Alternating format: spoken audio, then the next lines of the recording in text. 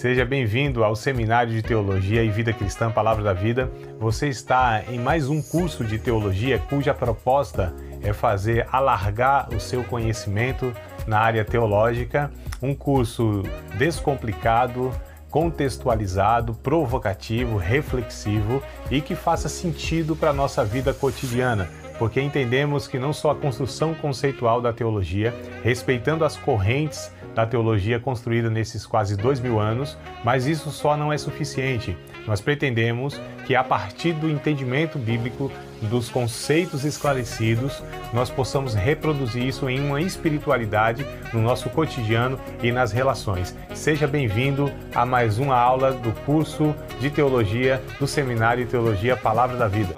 Então, vamos lá.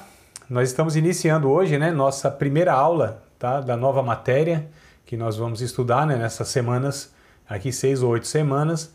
A gente vai falar sobre a história da igreja antiga e medieval. Nós teremos, na grade curricular do nosso curso de hoje, o bacharel, nós teremos 2 matérias relacionadas à história da igreja. Então, História da Igreja 1 e História da Igreja 2. A História da Igreja 1, que é essa que nós estamos iniciando, nós vamos falar do período, desde o início da igreja até o período medieval, ali chegando na Reforma Protestante em 1517. Então nós teremos outra matéria também sobre a igreja, porém nós vamos falar sobre a igreja moderna e contemporânea, que aí a gente pega a partir da Reforma até os dias de hoje, tá bom? Então a gente faz essa divisão e hoje nós estamos iniciando então História da Igreja Antiga e Medieval. Também alguns alunos fazem esse curso de bacharel e fazem o outro curso de sexta-feira, que é o curso médio em teologia. Tá? Só justificando, porque lá também nós iniciamos sexta passada a história da igreja. Mas aí quem faz esses 2 cursos vai perceber que a abordagem é diferente. Tá? Aqui a gente tem uma outra proposta de abordagem dessa matéria, algo mais profundo no sentido até conceitual mesmo, trazendo algumas informações que elas são mais pontuais no sentido histórico e teológico, tá? Do que a sexta-feira. Só justificando aqui, e aí eu até peço para aqueles que fazem os 2 cursos que possam estar comparando, vocês vão ver que, de fato, embora seja o mesmo título, História da Igreja, mas a de sexta-feira ela tem uma proposta diferente do que hoje, tá? Então hoje nós vamos iniciar desde o começo, ou pegando lá o princípio da igreja, ou até um pouquinho antes, tá certo? Comentando. Então aqui anotei alguns pontos e se vocês acharem interessante, então vocês anotem aí. Tá? O início da igreja na história se deu em Atos capítulo 2. Então, historicamente, tá certo? É registrado na Bíblia, historicamente, em Atos capítulo 2, aqui dá-se o início da igreja. A igreja, ela não tem o seu início, não é na morte de Jesus, na crucificação, nem na ressurreição, nem na sua ascensão. Tá? Historicamente, a igreja começa em Atos capítulo 2 com a vinda do Espírito Santo. Mas também a igreja ela é anterior a isso quando a gente vai falar sobre a ótica de Deus. Na ótica de Deus, a gente vai ver no decorrer aqui da aula, os textos bíblicos vai falar que a igreja é um projeto de Deus desde a eternidade. E não só isso. A história do Antigo Testamento também inclui a história da igreja, porque essa palavra igreja ela é oriunda da língua grega, que é o Novo Testamento. O Antigo Testamento a gente sabe que é hebraico, então não vai aparecer a palavra igreja, a não ser na Septuaginta lá, mas a ideia de igreja no Antigo Testamento, os termos que eram usados era congregação, e era constituída, mas assim, majoritariamente dos judeus. Haviam gentios. Quem eram os gentios? Todo aquele que não era judeu, eles chamavam de gentios, Então, assim, todo mundo que não participava, que não era hebreu, que não era da nação de Israel, era gentio. E eles poderiam adentrar, eles poderiam participar do judaísmo, se tinha lá o ritual da circuncisão, enfim. O que eu quero dizer é que a igreja ela é constituída de judeus e gentios. E no Antigo Testamento, então, a palavra usada e o termo usado era congregação. Tá? Os da congregação, eles também fazem parte da Igreja de Cristo. A Igreja de Cristo, ela é universal. A gente vai ver isso aqui também. Eu não estou dizendo que é a universal. Tá certo? A denominação. Eu estou dizendo que ela é universal no sentido que é em todos os tempos, em todos os lugares, né? Algumas palavras é bem interessante que a gente pensa que refere-se a uma denominação. Por exemplo, Igreja Católica. A palavra católica, o significado é universal, né? A palavra também universal também remete à questão universal. Estou falando do termo, tá bom? Do termo. Então, muitas vezes, como uma denominação se apropria dessas palavras, a gente pensa que é um termo relacionado àquela denominação, mas não é. Então, a Igreja Católica Apostólica, por exemplo, é a igreja do Novo Testamento. Ela é católica porque ela é universal, né? Ela não se limita a uma geografia. A ideia de igreja bíblica não se resume ou não se define por um espaço geográfico onde pessoas se reúnem. Isso não é igreja no Novo Testamento. Tem lá um ou um outro caso pontual que vai se referir a uma igreja local. Mas a igreja, quando ela é tratada na teologia, no Novo Testamento, né, principalmente, ela refere-se àqueles que foram alcançados pelo Evangelho e àqueles que foram regenerados. É por isso que Jesus disse que onde estiverem 2 ou 3 reunidos no seu nome, ele está no meio, e aí é constituída a igreja. Então essa é uma ideia bem simples do Novo Testamento para definir igreja. 2 ou 3 que se reúnem em torno de Cristo, tá certo? Para adorar a Cristo, para louvar e glorificar a Cristo. Então, assim, talvez o resumo do resumo para falarmos de igreja define-se assim. Então, nunca entenda a igreja como espaço geográfico ou um corpo, né, de doutrinas ou uma denominação ou algo desse tipo. Então, igreja, ela tem que ser entendida no Novo Testamento, ela é entendida no Novo Testamento e a gente precisa ter isso em mente, que a igreja, então, refere-se às pessoas que foram alcançadas pelo Evangelho. E a gente vai ver, inclusive, no Novo Testamento, que eles se reuniam em casas, nas praças e nos templos também, né? Mas não se resumia só aos templos, como hoje muitas vezes é feito. Então, a gente percebe que a igreja, ela tem uma dinâmica muito variada, né? Ora ela estava nos templos, ora ela estava nas casas, ora ela estava, ou seja, na rua mesmo, nas praças, né? No público. Essa era a dinâmica da igreja do Novo Testamento e por muitos anos na história. A gente vai perceber também que essa ideia de templo como sendo igreja, ela vem aí do 4º século, tá bom? Mas vamos lá, dar início aqui. Então eu disse que a igreja começa oficialmente, né? Historicamente, em Atos capítulo 2, porém os salvos do Antigo Testamento constituem toda a igreja. Hebreus capítulo de número 12, versículo de número 23, quero ler com vocês. Hebreus capítulo de número 12, versículo de número 23, vai trazer para nós aqui essa confirmação, né, da minha declaração sobre a Igreja de Cristo, sendo ela aí... Olha como a Bíblia, ela reúne aqui, né? Dois termos que parece ser impossível hoje reunir. Ou seja, a Assembleia Universal. Diz assim, amados, Hebreus 12, 23. A universal Assembleia e Igreja dos primogênitos, que estão escritos nos céus, e a Deus, o juiz de todos, e aos espíritos justos aperfeiçoados. Mas a primeira parte é a universal Assembleia e Igreja dos primogênitos. Então esse é o termo que a Bíblia traz para falar sobre a igreja. A igreja de Cristo, ela é universal, é a assembleia, ou seja, a reunião, né? Ela é universal porque ela é em todos os lugares e ela é a reunião daqueles que têm os seus nomes escritos no céu. Eu estou dizendo, biblicamente, como Deus olha e vê a igreja. Nós vemos muitas pessoas reunidas em tantos e tantos lugares, mas o que Deus vê é uma única igreja, tá certo? E ela se reúne em todos os lugares, não é? Independente onde estejam, e é a reunião, então, dos salvos. É interessante observarmos também que para pertencer à Igreja de Cristo, ou não quer dizer a mesma coisa, pertencer à Igreja de Cristo, pertencer a uma denominação dita evangélica, né? Então a gente precisa entender isso também, que é algo que muitas vezes a gente não pensa. Então, não, ali todas as pessoas que frequentam a igreja, ali é a Igreja de Cristo. Não, né? Nós gostaríamos, inclusive, que todos aqueles que estivessem frequentando a igreja fossem de fato pessoas salvas. E, infelizmente, a gente constata que não, né? Opa, tá entrando aqui mais um aluno ou uma aluna convidada. Deixa eu só ver se eu consigo Bom, queridos, então não quer dizer que uma pessoa está inscrita num hall de membros de uma igreja, né, administrativamente falando, que ela de fato é uma pessoa salva. E aí só Deus que pode, né, separar essas pessoas.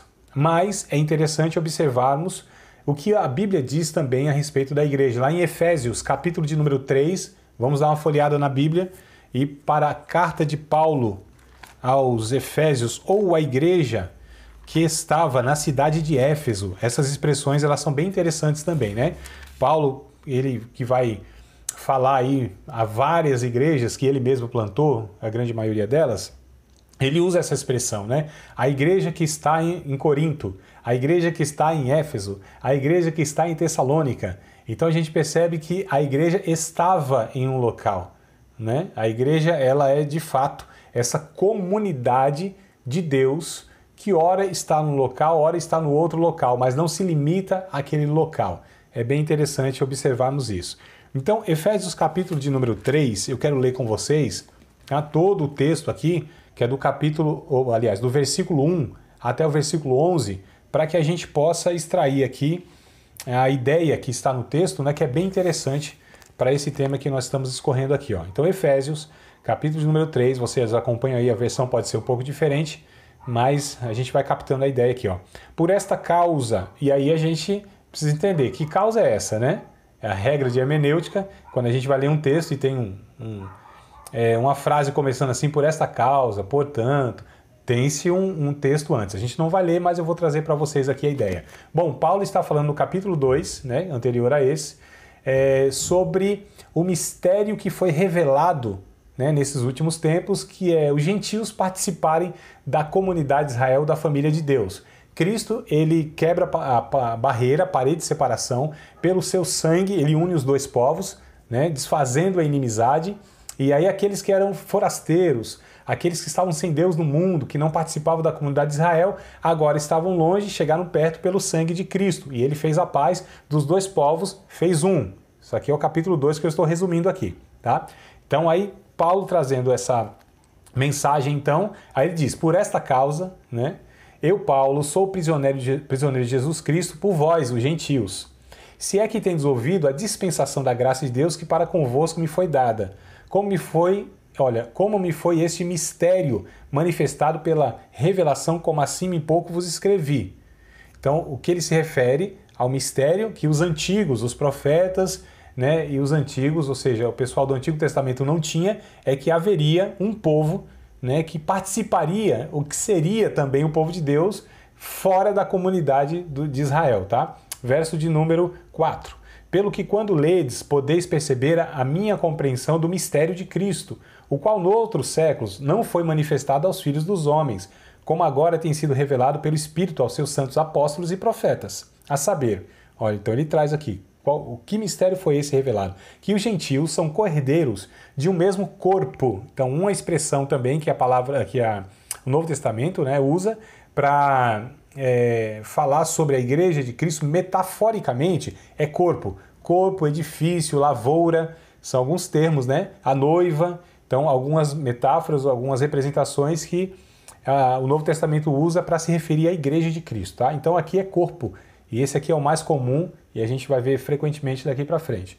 Então vamos lá, saber que os gentios são cordeiros de um mesmo corpo e participantes da promessa em Cristo pelo Evangelho, do qual fui feito ministro pelo dom da graça de Deus que me foi dada, segundo a operação do seu poder. A mim, o mínimo de todos os santos, me foi dada esta graça de anunciar entre os gentios, por meio do Evangelho, as riquezas incompreensíveis de Cristo, a demonstrar a todos qual seja a dispensação do mistério, que desde os séculos esteve oculto em Deus e que tudo criou, para que agora, olha só, pela igreja, a multiforme sabedoria de Deus seja conhecida dos principados e potestades nos céus, segundo o eterno propósito que fez em Cristo Jesus, o nosso Senhor. Então Paulo, ele traz aqui um texto interessante para falar para nós sobre a igreja. Ela é constituída, então, de gentios e de judeus. É bem interessante observarmos isso aqui, só para a gente entender, né? aqui o início de tudo isso, tá? Nos primeiros séculos, a igreja, ela se reunia, era organizada de uma forma muito simples, amados, muito simples mesmo, tá? Em casas, né? Como eu falei, tinha uma liderança por meio de presbíteros. Olha só, quem são os presbíteros, né, no Novo Testamento? São irmãos mais maduros. Então é um negócio muito simples. É que hoje a gente institucionalizou, burocratizou, a gente hierarquizou de uma maneira tão complicada, tá, que a gente pensa que sempre foi assim. Não, a gente percebe no Novo Testamento que havia algo muito mais simples na convivência, na organização, tá certo? E até mesmo nessas figuras de liderança, né? Os presbíteros, já falando que presbítero, o termo bispo, pastor e ancião, são 4 termos que designam a função de uma mesma pessoa. Também hoje nós separamos, né? Dependendo da denominação, eles vão ter lá o ancião como sendo o líder. Outros vão ter o presbítero, outros não vão ter o presbítero, vão ter o pastor. Outros vão entender que é um bispo, ou não, ou que o bispo é uma pessoa diferente do pastor. Enfim, as organizações hoje elas vão adotar os termos aí segundo o que elas entendem. Mas, biblicamente falando, esses 4 termos referem-se a uma única função, que é o pastoreio. É que o pastoreio, né, o pastorado, a figura do pastor, ele presbitera, ele bispa, ele pastoreia e ele é a figura de respeito que é o ancião. Quando a gente pega, por exemplo, Atos dos Apóstolos, vamos lá para os textos, né? Só rapidinho, tá? Não vou nem trazer todos os textos que falam desse assunto para provar biblicamente, né? Que é isso que eu estou falando. Eu só vou trazer alguns aqui só para a gente ter aí uma noção do que eu estou falando, tá bom? Do que a Bíblia fala. Então, Atos dos Apóstolos, capítulo de número 20, de Atos dos Apóstolos, versículo de número 28, Atos 20 e 28 de Atos, diz assim: Olhai, pois por vós e por todo o rebanho, sobre que o Espírito Santo vos constituiu bispos, para apacentardes a igreja de Deus, que ele resgatou pelo seu próprio sangue. Então, olha só, o bispo pastoreia a igreja de Deus, né? Os bispos. O Espírito Santo constituiu bispos. Entenda também a questão do plural aqui, que é bem significativa, e eu vou trazer essa questão. Por isso que eu quero que vocês guardem essa informação. Está no plural. O Espírito Santo constituiu bispos, né? Para apacentar a igreja de Deus. Também não há plural, as igrejas de Deus. Então, bispos, no plural, foram constituídos pelo Espírito Santo para apacentar a igreja de Deus, tá bom? Nós vamos agora para um texto de Pedro, 1 Pedro, capítulo de número 5. 1 Pedro, capítulo de número 5, versículos de número 1 em diante. Então, 1 de Pedro, capítulo de número 5, versículos de número 1 em diante. Lembrando que Pedro era apóstolo, né? Pedro era apóstolo, porém ele estava exercendo, nesta ocasião, a função de pastor. Olha só. Percebam, amados, que os títulos que nós colocamos hoje, a Bíblia não trata como títulos, ela trata como função. Qual é a diferença? Bom, a diferença é que o título apenas designa o que a pessoa ela é, né? Administrativamente, teoricamente. A função é aquilo que ela faz, aquilo que ela exerce de fato. Tá? Então, nós colocamos lá que, de repente, a pessoa que, eu já vi isso, né, em algumas igrejas ou em muitas igrejas, um evangelista pastoreando a igreja. É uma contradição, né? Porque o evangelista ele não pastoreia, ele evangeliza. Então, o evangelista ele tem uma função. Quando a gente pega Efésios capítulo 4, versículo 11, nós percebemos que há 5 funções distintas, tá certo? Principais na igreja, não que não tenha outras, né? Ali não está o diácono, por exemplo. Mas aqui a gente percebe que tem 5. O apóstolo, o profeta, o evangelista, o pastor e o doutor, ou mestre. Tá? Então são distintos esses ministérios aqui. Então o evangelista ele não pastoreia, o profeta não pastoreia, né? O mestre não pastoreia, embora alguns pensem que a palavra lá pastor-mestre designa uma pessoa só, mas vamos deixar um pouquinho isso aí de lado, só para a gente confirmar aqui. 1 Pedro capítulo 5, verso 1 em diante, olha o que Pedro, o apóstolo está falando: aos presbíteros que estão entre vós, admoesto eu, que sou também presbítero com eles, e testemunha das aflições de Cristo e participante da glória que se há de revelar. Apacentai, então é a função do pastor, né? O rebanho de Deus que está entre vós, tendo cuidado dele, não por força, mas voluntariamente, nem por torpe ganância, mas de ânimo pronto, nem como tendo domínio sobre a herança de Deus, mas servindo de exemplo ao rebanho. E quando apareceu o sumo pastor, é o próprio Cristo, né? Alcançareis a incorruptível coroa de glória. Então é interessante aqui que Paulo também, sendo apóstolo, mas ele tinha o exercício e a função nessa ocasião de pastor. Então ele estava pastoreando uma igreja local nessa ocasião, tá? Se a gente pega, por exemplo, outro apóstolo, né, o João, então a gente pega aqui a primeira carta de João. Olha que coisa interessante. Primeira carta de João, não é a primeira não, amados. Deixa eu ver, acho que é a segunda ou terceira, né? Vou confirmar aqui, acho que é a terceira. Bora lá para a terceira carta de João, verso 1. Então, terceira epístola de João, verso 1. João também apóstolo, olha o que ele fala, o presbítero. Então, olha como ele se denomina, o presbítero, ao amado Gaio, a quem na verdade amo. Então, ele também estava pastoreando a igreja nesta ocasião aqui e ele, então, coloca aqui a sua função, né, para mandar essa carta aí para o Gaio, que também era dirigente ou era pastor de uma outra igreja. Quando a gente pega Tito,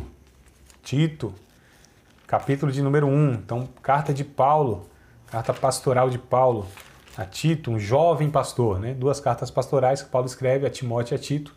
E no capítulo 1 de Tito, então, versículos de número 5, ele também traz aqui a mesma expressão, presbítero, ó, por esta causa te deixei em Creta, para que pusesse em boa ordem as coisas que ainda restam, e de cidade em cidade estabelecesses presbíteros como já te mandei. Tá? Só para dar um exemplo aqui, a gente ainda vai pegar outros textos relacionados, mas só para falar que a igreja primitiva, chamada igreja primitiva, né, naqueles primeiros anos, eles tinham uma organização bem simples, tá certo? E os seus líderes eram chamados de anciãos, porque eles eram, né, figuras de respeito, né, os anciãos. Nem sempre era uma pessoa velha mesmo, mas ela tinha a reverência, ela tinha o respeito dos outros, né? Como se fosse uma pessoa velha. Tanto é que Paulo ele vai falar a Timóteo, porque Timóteo estava sofrendo aí essa dificuldade. Por ele ser jovem, né? Então talvez alguns ali estavam tendo dificuldade de reconhecer ele como um pastor, um líder deles, os mais velhos. E aí Paulo vai escrever a Timóteo assim: ninguém despreze a tua mocidade, seja exemplo dos fiéis no trato, na palavra, no espírito, na fé, na caridade, na pureza e tudo mais, né? Então, ninguém despreze a tua mocidade, mas ele era um presbítero. A palavra presbítero era de origem grega, a palavra bispo é de origem do latim, né? A palavra ancião e pastor é de origem hebraica. Então são palavras de origens diferentes, mas que vão falar sobre a mesma pessoa em aspectos diferentes da sua função. O presbítero, a figura de respeito, mesmo não sendo ancião, né? O ancião, o termo, denota então a pessoa a ser respeitada como um velho, né? Como um ancião. O pastor, porque ele tinha essa função de cuidar das pessoas. O bispo, porque ele tinha a função de supervisionar as pessoas. A palavra bispo, né, quer dizer isso, aquele que olha de cima. Lembra do 1 Timóteo capítulo 3? Quem deseja o episcopado, excelente obra deseja? Quer dizer, episcopos, aquele que olha por cima, que ele tem uma visão, né, é a ideia do cara que está na guarita, o cara que está lá na torre, é aquele que vigia, aquele que guarda o rebanho, é aquele que tem uma visão mais ampla da vida, do reino de Deus. Enfim, foi o que eu coloquei aqui, que os presbíteros eram irmãos mais maduros, não necessariamente mais velhos em idade. E também, então, a igreja era dirigida por 2 figuras, né? A figura do presbítero, isso não quer dizer que era um presbítero.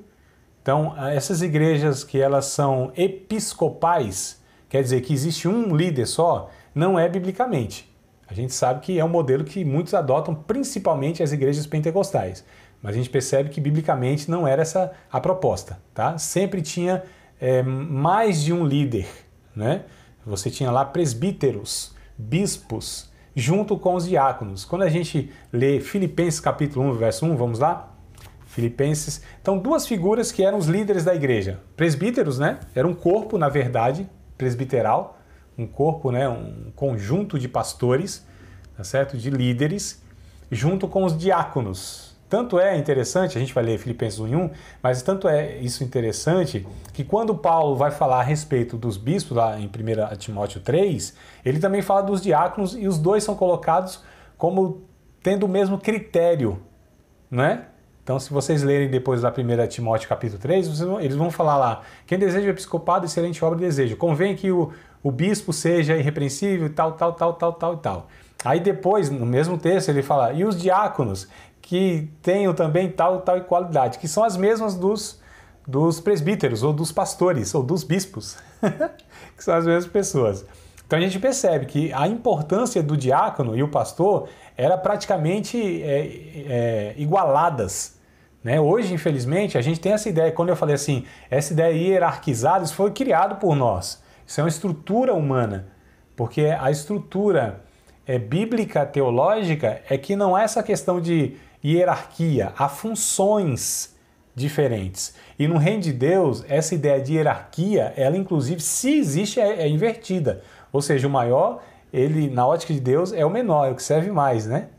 Então, é por isso que a gente criou essas estruturas, elas são humanas. Ou seja, que tem um cara que manda e os outros têm que obedecer. Não. No reino de Deus, a ideia é que haja um serviço mútuo e cada um tem a sua função. E um não é maior do que o outro, porque nós estamos falando de reino de Deus. E reino de Deus não categoriza as pessoas maiores e menores, e sim pessoas que servem umas às outras. Como Jesus deu exemplo, ele sendo o próprio Deus e Senhor, foi lá e serviu os discípulos e disse, vocês façam isso, porque eu dei o exemplo para vocês. Né? Então, essa estrutura e essa proposta que nós temos nas denominações, instituições religiosas, evangélicas, principalmente, não só, mas outras instituições religiosas. Aliás, as estruturas das instituições religiosas, seja católica, seja espírita, seja evangélica, seja qual for, sempre tem essa ideia de um cara que é o maior e os outros são subordinados. Mas o evangelho não tem nada a ver, tá certo, irmão, com essas propostas humanas. E essas propostas que nós, cristãos, também fazemos, muitas vezes, nas nossas denominações. Nós vamos ver de onde surgiu isso. É por isso que é importante estudar a história da igreja para saber de onde surgiu. Né? Nem sempre foi assim. Nunca foi a proposta de Jesus e do Novo Testamento essa ideia que nós temos e nós começamos a formular um monte de loucura e frases, inclusive, que eu fico pensando assim, eu falei, nossa, de onde foi tirado essa frase? De onde foi tirada essa ideia? Né? Manda quem pode e obedece quem tem juízo, por exemplo. É uma frase muito famosa que a gente ouve em alguns lugares, né? Como assim, manda quem pode e obedece quem tem juízo. Quer dizer, o cara manda porque ele é o chefe e todo mundo tem que obedecer. Eu não sei de onde tirar, da Bíblia que não foi, né? Porque quem podia mandar, o próprio Cristo, não fez por essa via a sua liderança. Ele fez pelo serviço, pela entrega, pelo sacrifício. Então, Jesus dá o exemplo do pastor que é, né? Dando a vida pelas ovelhas e servindo as ovelhas e não sendo servido pelas ovelhas. Então, a gente percebe que tem alguma coisa errada aí na nossa proposta. Filipenses, capítulo de número 1, só para exemplificar, tá? Aí o que eu falei de que a igreja ela era dirigida não por uma pessoa só, mas principalmente por duas figuras, né? Filipenses capítulo 1, só o verso 1 aqui, ó. Paulo e Timóteo, servos de Jesus Cristo, a todos os santos em Cristo Jesus, que estão em Filipos, então a igreja lá na cidade de Filipos, com os bispos e diáconos. Olha que coisa interessante, né? E aí, o Varinha aqui, o herdeiro lá do Fernando tá dando um tchauzinho aqui, ó. Então, amados, olha só, Paulo e Timóteo, olha como Paulo, interessante que ele inclui Timóteo aqui, né? Com ele, Paulo era o apóstolo, Paulo era o mentor de Timóteo, mas Paulo não tinha essas vaidades que nós temos hoje na liderança, né? Achar que nós somos o principal. Não, ele incluiu Timóteo aqui e ele se dirigiu à igreja em Filipos dizendo, com os bispos e diáconos. Então perceba também a pluralidade aqui, não só das funções, mas de mais de uma pessoa, né, dirigindo a igreja. Bora lá então. Cristo é mais um fundamento do que o fundador da igreja. Então isso é bem interessante também. Ele é mais o fundamento do que o fundador. Claro que também ele é o fundador, mas mais do que o fundador, ele é o fundamento. Porque fundadores de tantos movimentos, eles não são o fundamento, né, necessariamente desses movimentos. Por exemplo, você tem lá o Maomé, né, o Mohammed. Ele é o fundador do islamismo, mas ele não é o fundamento do islamismo. Existem ensinamentos que ele deixou, e isso foi desenvolvido. Se você pega, por exemplo, as religiões hindu, então você tem lá o cara que foi o Buda, por exemplo, o fundador, mas ele não é o fundamento, tanto é que eles estão mortos e continua aí as suas religiões, seus movimentos. Cristo é diferente, lógico que ele foi o fundador, mas ele é o fundamento, porque sem Cristo a igreja não existe. Sem Cristo não é possível existir igreja, amados. Igreja naquela separação que eu estou dizendo, não movimentos institucionais, religiosos, que é possível ser feito. E é o que os homens fazem aí, e chamam de igreja. Mas necessariamente não é a igreja que Jesus reconhece, né?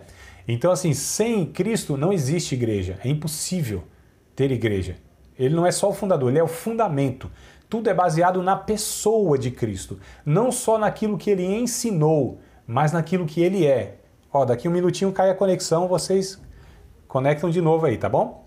Só para avisar. Então, Cristo é mais o fundamento, tá certo? Do que o fundador da igreja. 1 aos Coríntios, capítulo de número 3. 1 aos Coríntios,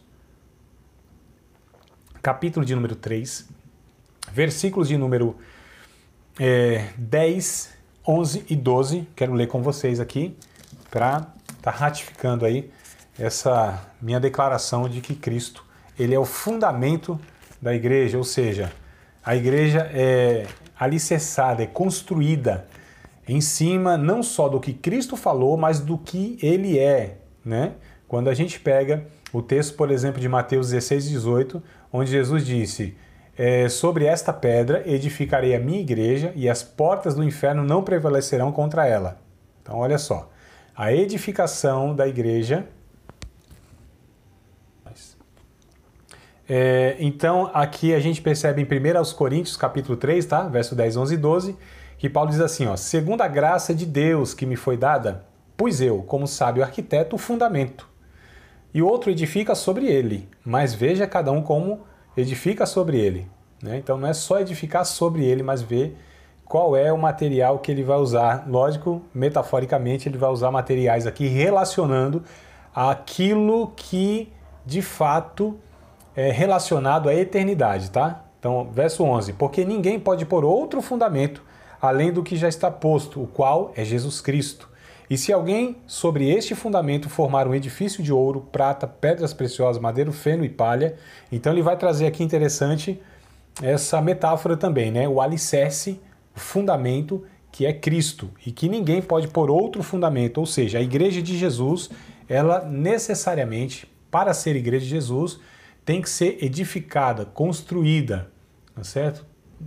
Em cima desse alicerce, do que Jesus ensinou através dos apóstolos e dos seus próprios ensinamentos que os evangelhos registraram, e também aí pelo que ele é. Quando eu falei de Mateus capítulo 16, verso 18, ali está falando o que ele é, ou quem ele é, melhor dizendo, o que não, quem ele é. Ele é o próprio Deus, né? Quando ele pergunta para os discípulos, quem diz os homens que eu sou?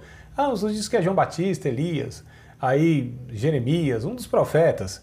Então, há muito equívoco ainda hoje. Quem é Jesus? Depende. Para alguns como o islamismo mesmo, é um profeta, mas não é Deus, né? A gente vai ver outros movimentos aí também que parecem ser movimentos evangélicos, mas não são, como, por exemplo, os Mormons, Testemunho de Jeová, né? E até outras denominações ou igrejas que se denominam evangélicas, mas a gente vê que eles não têm a base como Jesus sendo o próprio Deus. Então, a gente vai ver também lá um dos concílios que houve no quarto século foi justamente para defender a divindade de Cristo, né? De onde é cunhada a palavra que hoje nós sabemos que é a triunidade ou trindade, né? Não está na Bíblia, mas foi aí cunhada nessa ocasião. Por quê? Porque havia, desde a época dos apóstolos, aquele primeiro século, mas se estendeu até lá também, sobre essa questão que alguns diziam, não, Jesus não era Deus.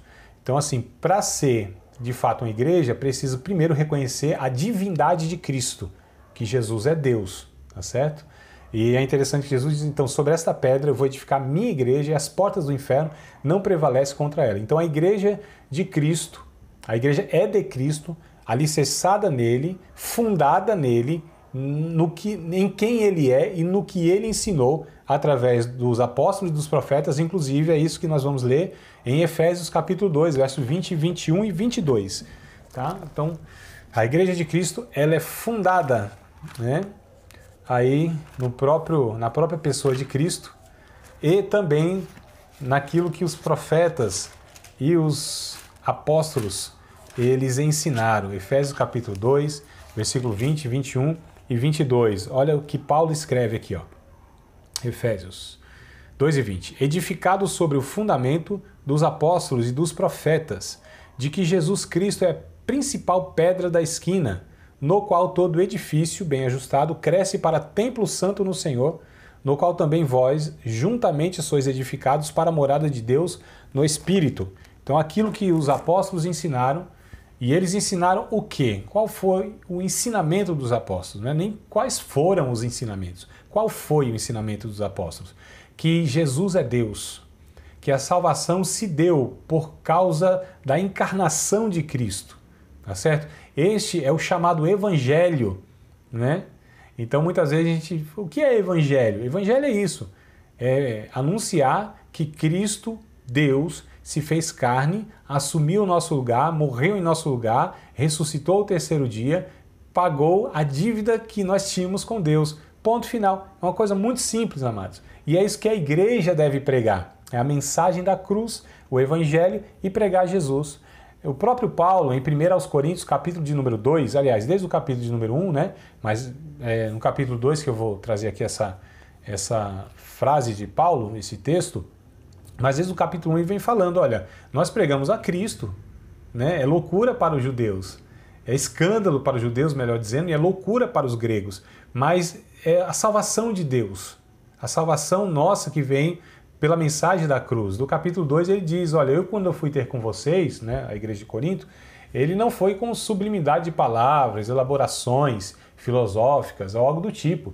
Ele disse, eu nada me propus saber entre vocês, a não ser a Jesus e este crucificado. E eu não fui com sabedoria humana para que a fé de vocês não se apoiasse na sabedoria humana, né? Mas em demonstração do Espírito e de poder, a qual Cristo é a principal pedra de esquina. Então ele enfatiza no seu ministério, na mensagem, Jesus, a sua pessoa. Uma igreja, para se dizer que ela é evangélica, ela tem que pregar o evangelho. É coisa óbvia, né, irmão? Mas infelizmente na prática a gente percebe que nem sempre é assim que acontece. Então, né, a igreja precisa pregar o evangelho. Qual é o evangelho? Cristo é a ênfase, Cristo é o centro. A pessoa de Jesus deve ser pregada, enfatizada e ensinada mais do que qualquer outro ponto das Escrituras Sagradas, porque tudo converge a Cristo, né? Ele é aquele que é o fundamento da igreja. A igreja, ela é uma instituição divina, porque ela vem da mente da Trindade, né? Ela é originada por uma das pessoas da Trindade, aqui historicamente falando, que é o próprio Jesus, pelo seu sangue, né? Pela sua pessoa. E as portas do inferno, ou seja, amados, toda a ação demoníaca, toda a ação contrária à igreja na história, poder bélico, cultural, filosófico, né, religioso, espiritual, não tem poder sobre a igreja de Cristo. Ela vai avançando e já tem 2000 anos que ela vem triunfante, né, militante e vitoriosa. Por quê? O próprio Jesus, que é quem, pelo seu Espírito, a gente vai ver um pouquinho para frente, pelo seu Espírito é quem vem conduzindo e dando vida à igreja, né, e salvando as pessoas. Então a gente percebe que ela tem a origem divina, essa constituição humana, que são as pessoas, fato, claro, né, são homens, mulheres, gente humana, pessoas humanas, melhor dizendo, né?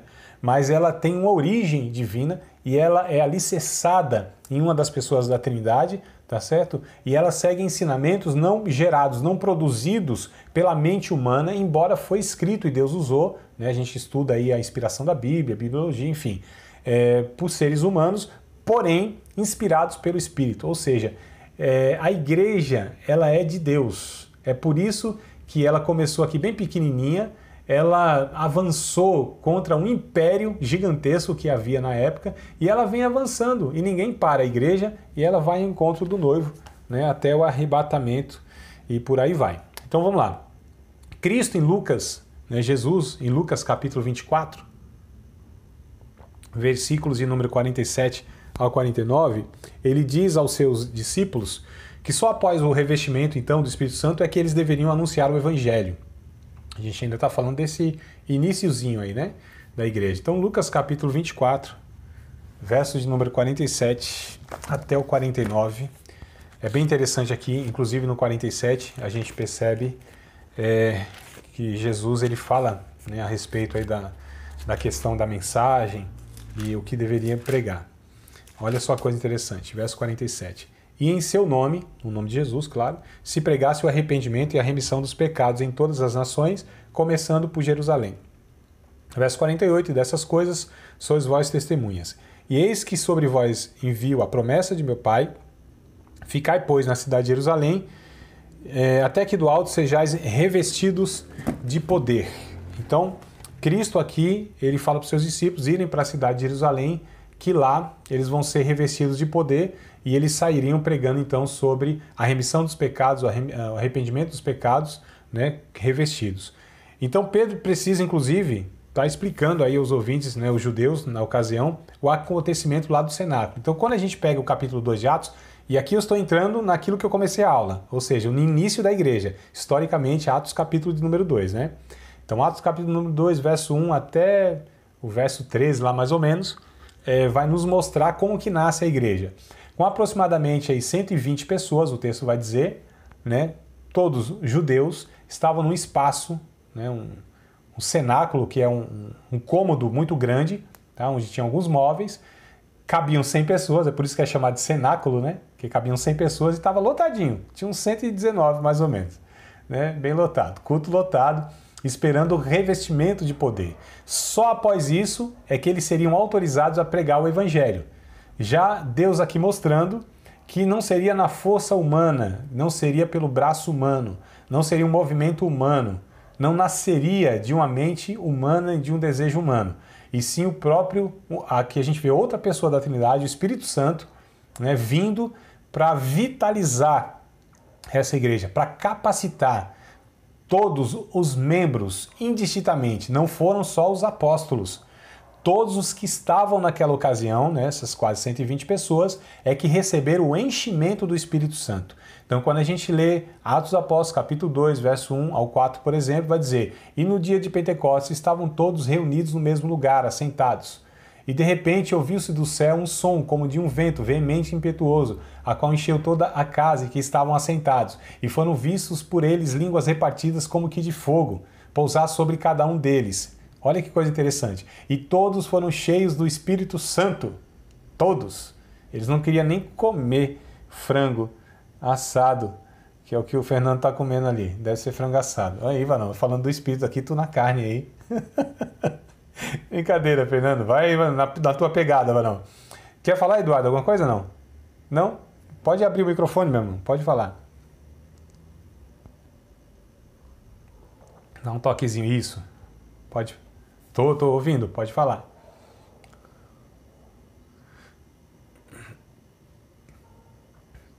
Uhum.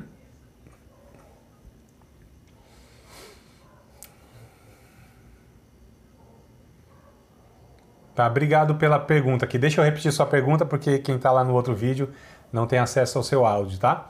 Então a pergunta do Eduardo aí, muito boa, perguntando se as línguas faladas lá em Atos capítulo 2 são as mesmas línguas que hoje são faladas nas igrejas aí, né? Não, não eram. Especificamente lá em Atos capítulo 2, o texto, quando a gente lê, é bem claro, vai dizer que aquelas línguas eram línguas conhecidas na época, eram idiomas falados, né? Vou pegar o texto com vocês aqui para que a gente possa, então, ler o texto e observar isso no texto, que para mim é muito claro, né? Vou recorrer aqui, lógico, ao original, mas eu acho que até a leitura mais simples aqui já dá para a gente concluir isso, tá? Pelo menos na minha visão. Então vamos lá, Atos capítulo de número 2, versículos de número 6, não, desde o 5, né? Eu narrei para vocês até o 4, vamos desde o 5 aqui, ó. Então, Atos 2, verso 5. E em Jerusalém estavam habitando judeus varões religiosos, de todas as nações que estão debaixo do céu. Então, nesta ocasião, a festa do Pentecostes reunia, né, judeus e aqueles que tinham adentrado a religião judaica, que a Bíblia chama de prosélitos, né, estavam lá. Então, tinha mais ou menos 16 nações representadas aqui. A gente vai ver mais para frente o texto, vai mostrar aqui, né? Aproximadamente 16 nações, que eram as nações que existiam na época, tá? Ou as principais, né? Então vamos lá, verso 6. E correndo aquela voz, ajuntou-se uma multidão e estava confusa, porque cada um os ouvia falar na sua própria língua. Então a gente precisa observar. Tinha gente lá de Roma, falava o latim. Tinha gente lá da Capadócia, falava lá o dialeto, a língua deles, né? Da África. Tinha gente lá de Cirene, tinha gente da Grécia, tinha gente de tantos lugares e cada um tinha o seu idioma materno, tá certo? Eles falavam hebraico, eram judeus, mas cada um tinha os seus idiomas onde eles eram nascidos, né? Então, cada um ouvia os discípulos falarem na sua própria língua. Olha o texto aqui, ó. E todos pasmavam e se maravilhavam, dizendo uns aos outros: pois que, não são galileus todos esses homens que estão falando? Como, pois, os ouvimos cada um na nossa própria língua em que somos nascidos? E aí o escritor, o Lucas, vai dizer: tinha partos, medos, elamitas, os que habitam na Mesopotâmia, Judéia, Capadócia,